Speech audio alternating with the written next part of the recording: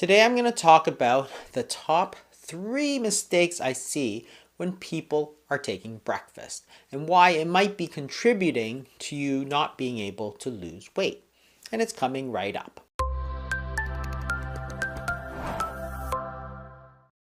Breakfast mistake number 1, too soon. When you're sleeping, you're not eating. So that's the fasting period. And that's where the word breakfast comes in. It's the meal that breaks your fast. If you ate dinner at around 6 o'clock p.m. and didn't eat breakfast until 8 o'clock p.m., that's about a 14-hour period of fasting.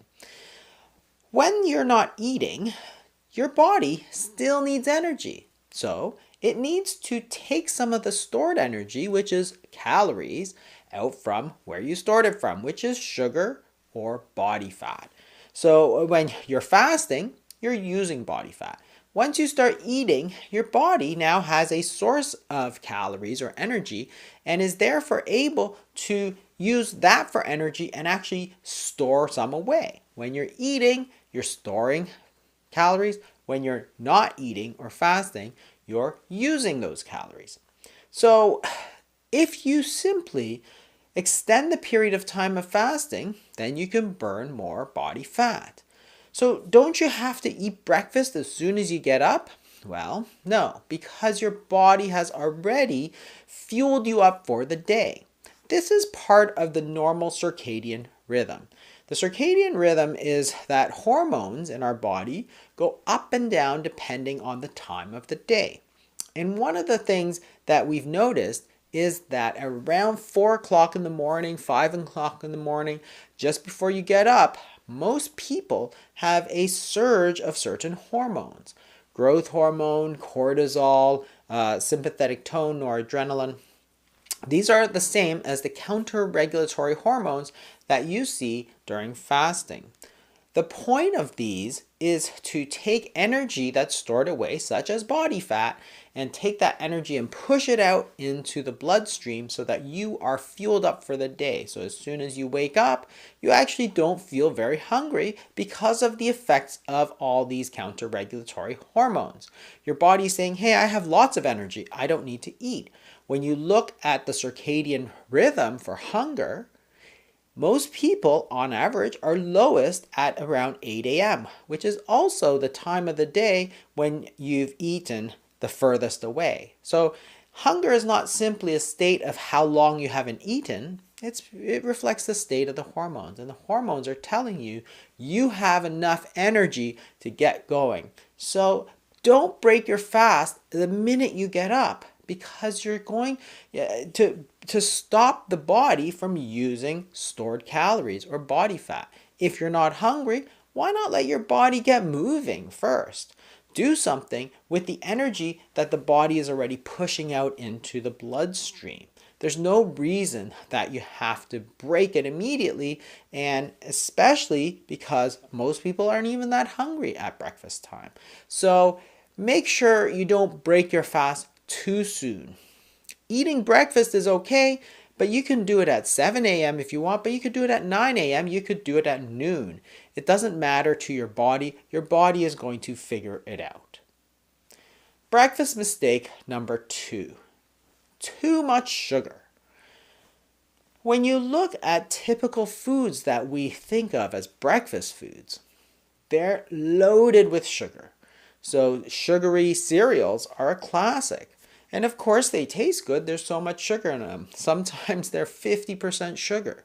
But it's more than just the sugary kid cereals, but things such as muffins are often full of sugar. You have yogurt with the fruit on the bottom, which often has a lot of sugar. The jams and the jellies that people put on bread, for example, again, full of sugar.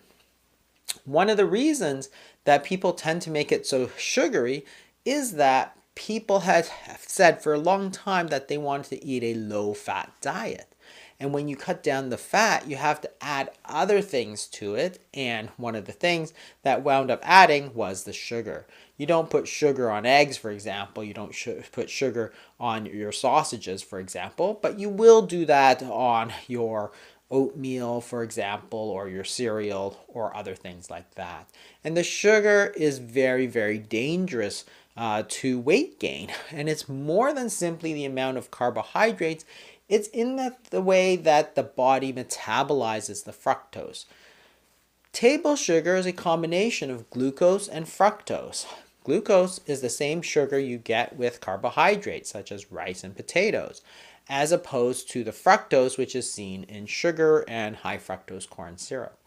That fructose can only be metabolized by the liver, and by doing that, it can contribute to fatty liver disease and also to hyperinsulinemia, which can cause a lot of weight gain, in addition to the insulin resistance. So the sugar is much worse for you than just the regular carbohydrates. And that's one of the reasons that breakfast is especially bad, because a lot of these things are just dessert in disguise. What's the difference between a muffin and a cupcake?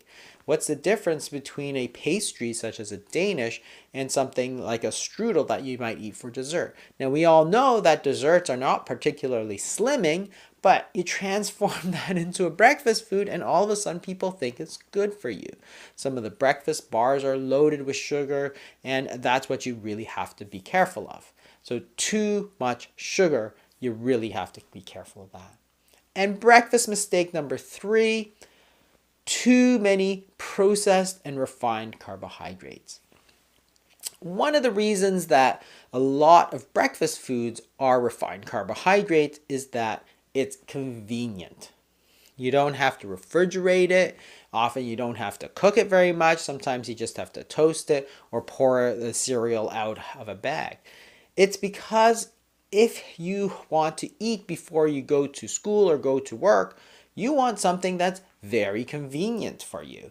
So you can't have something like a piece of steak, which is going to be difficult to cook and clean up and eat and so on.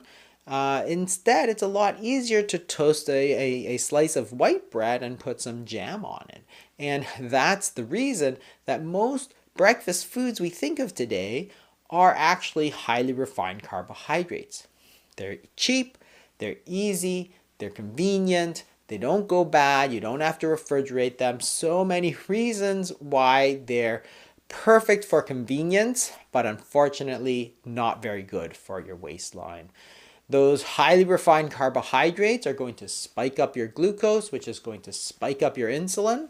And then, because the high insulin just takes all that energy and sucks it into storage, there's no energy left for you. So you eat 2 slices of white bread and jam in the morning, by 10:30 you're ravenous and looking for a low-fat muffin.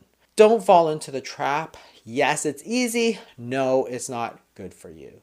So really, if you think about what works, you just have to think about traditional breakfast foods that we used to eat long ago. Eggs, for example, great. Bacon, meats like sausages, steak and eggs is classic. Slow cooked oats, not the instant ones that we have, which are highly sugared, but the old oats. Yes, they're carbohydrates, but there's a lot of fiber in them. The glycemic index isn't that low. It's not that highly refined. So those traditional breakfast foods are okay.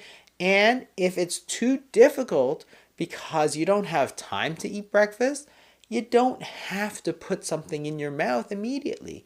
You can break your fast anytime. So don't worry about it. It's okay to skip that immediate eating on waking up and let your body just continue to use up some of the energy. And those are the 3 biggest breakfast mistakes that I see. Too soon, too much sugar, and too much refined carbohydrates. Thanks for watching, everybody. Hope you learned something. If you did, maybe share it with a friend. I'll see you next week.